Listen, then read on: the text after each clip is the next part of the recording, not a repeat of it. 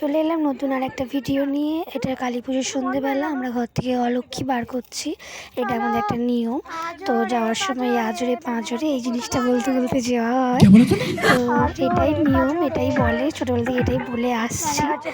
তো তারপরে আমরা প্যাকাটি পরিয়ে ওখানে একটা গোবরের ছোট পুতুল করা থাকে, ওটা ওখানে পুজো দিয়ে মা রেখে চলে এলো। তারপরে আমি যে ডিজাইন দিয়ে নিয়েছিলাম ছোট ছোট একটু প্রদীপ ডিজাইন করে করে মোমবাতি জ্বালিয়ে এরপর আমরা একটুখানি বাজি পোড়াতে স্টার্ট করে দিয়েছি সবাই মিলে বলতে বাচ্চারা, আমার দিদির ছেলে, দাদার মেয়ে, সবাই মিলে বাজি ফাটাচ্ছি।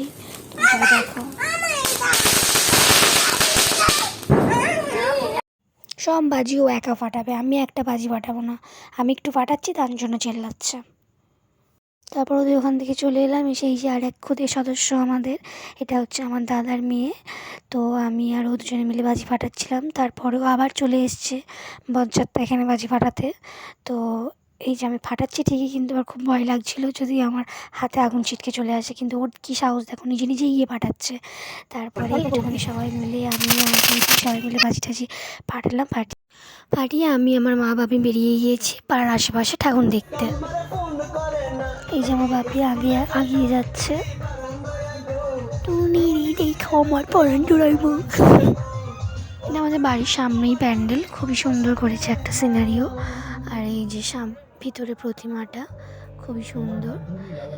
এই যে ভালোভাবে ফটো দিয়ে দিলাম, দেখে নিয়ে আর একটা প্যান্ডেলের দিকে যাচ্ছি। ওটা থেকে কিছুটা দূরেই এখানে একটা মন্দির আছে, এটা শীতলা মায়ের মন্দির, খুবই জাগ্রত মন্দির। আর এখানে যে থিমটা করেছে এটা হচ্ছে কৃষ্ণের কারাগার। ভিডিওটা অনেকটা লং হয়ে যাবে বলে আমি একটু স্পিডে করেছি। এটা হচ্ছে কৃষ্ণের যমুনা পাড় লেখা আছে, তোমরা বুঝতে পারবে না, আমি বলে দিচ্ছি আস্তে আস্তে। বাবরে, এটা তো কোনো বাচ্চা দেখলেই ভয় পেয়ে যাবে, এটা দারুণ হয়েছে। এটা হচ্ছে পুতনা বধ। তারপরে চলো আগিয়ে দেখি, এটা হচ্ছে কালিয়া দমন।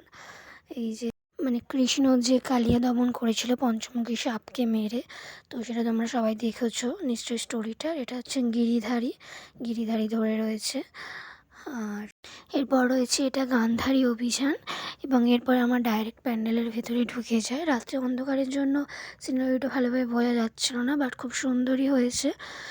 এই যে মায়ের মূর্তির ছবিটা ভালোভাবে দিয়ে দিলাম। তারপর প্যান্ডেল থেকে বেরিয়ে আমার কিছু ছোটোবেলার বান্ধবীর সঙ্গে দেখা হয়ে যায়, তাদের সঙ্গে গল্প করতে করতে আর কিছু ক্লিপ নেওয়া হয়নি, তাদের সঙ্গে কয়েকটা ফটো তুলে তারপর একটা প্যান্ডেল দেখে মা বাপির সঙ্গে কয়েকটা ফটো তুলে তারপর আমরা বাড়ি চলে আসি। টাটা, দেখা হচ্ছে নেক্সট ভিডিওতে।